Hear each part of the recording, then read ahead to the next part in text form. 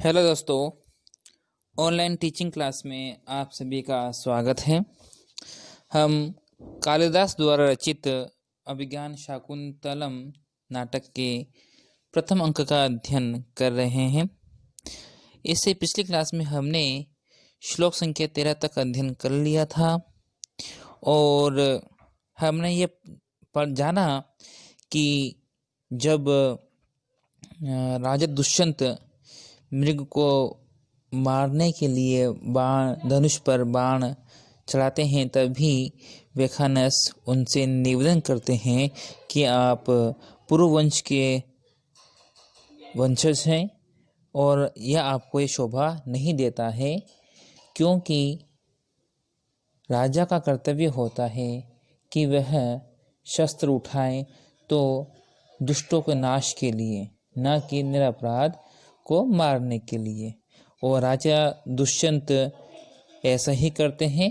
उन्होंने वेखानस के निवेदन को स्वीकार कर लेते हैं और धनुष पर से बाण को हटा लेते हैं। तभी वेखानस उन्हें पुत्र प्राप्ति का आशीर्वाद देते हैं और निवेदन करते हैं कि आप जो है मालिनी नदी के तट पर स्थित कण्व ऋषि के आश्रम में आए और अतिथि सत्कार को ग्रहण करें। इसी कड़ी में हम आज का जो आगे का जो है वह अध्ययन करेंगे। देखिए आप, राजा बोलता है, अपि सन्नहितो अत्र कुलपति, क्या कुलपति यहाँ आश्रम में विद्यमान है?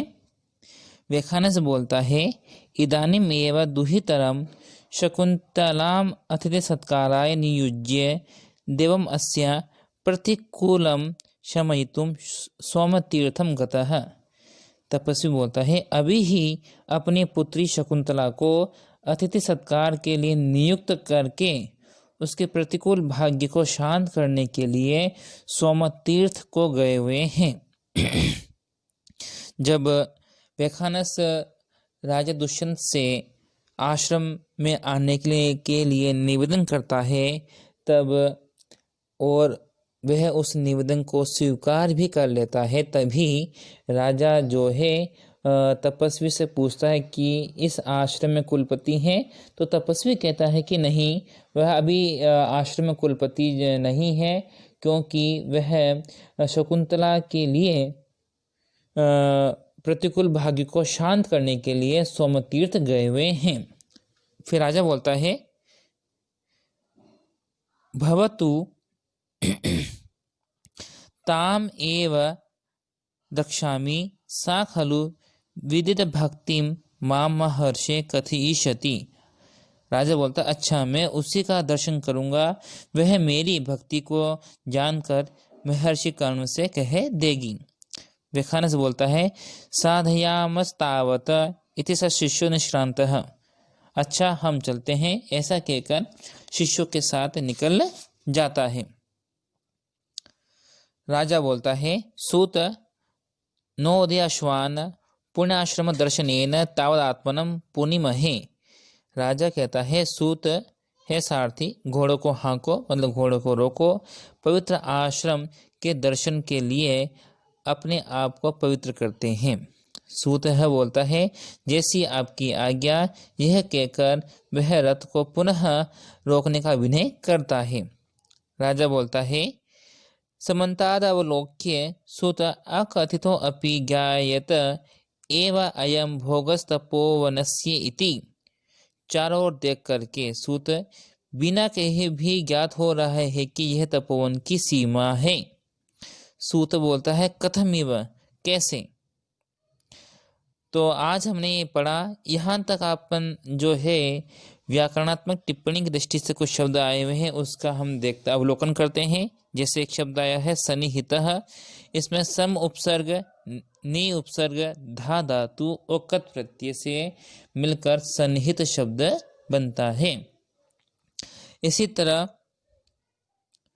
अतिथि सत्काराय, अतिथानाम सत्काराय, अतिथि सत्काराय, इस यहाँ षष्ठी तत्पुरुष समास है। भारतीय संस्कृति में अतिथि सत्कार का अत्यंत ही महत्वपूर्ण स्थान रहा है। अतिथि का लक्षण इस प्रकार है, देखिए आप, यस्य ने गायति नाम न च गोत्रम च स्थिति ही अकस्मात गृहमायाति सो अतिथि कथित बुद्धि। नियुज्य शब्द आया है, इसमें नि उपसर्ग युज धातु कत्वा लेप से नियुज्य शब्द बना है। सोमतीर्थ एक शब्द आया है यहाँ पे, सोमतीर्थ। कुछ विद्वान इस स्थान को पानीपत के समीप स्थित तीर्थ को बतलाते हैं। उनका मानना है कि पानीपत के पास में एक तीर्थ है, उसे ही सोमतीर्थ कहा जाता है। और अन्य कई विद्वान जो है प्रभास तीर्थ का ही दूसरा नाम सोमतीर्थ बताते हैं। यह स्थान काठियावाड़ में सोमनाथ मंदिर के समीप एक तीर्थ के रूप में प्रसिद्ध है।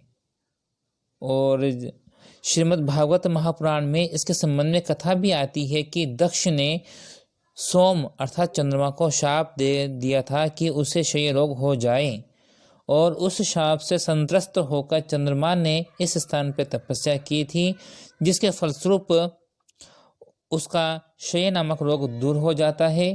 और अधिकांश विद्वानों ने यहाँ पर प्रभास तीर्थ का अर्थ उचित ही माना है। उनका मानना है कि सोमतीर्थ का तात्पर्य प्रभास तीर्थ से ही है। न उदय में नुद धातु निच लोट से बनकर बना है। अश्वान मतलब घोड़ों को कहते हैं। तो आज के लिए इतना ही, धन्यवाद।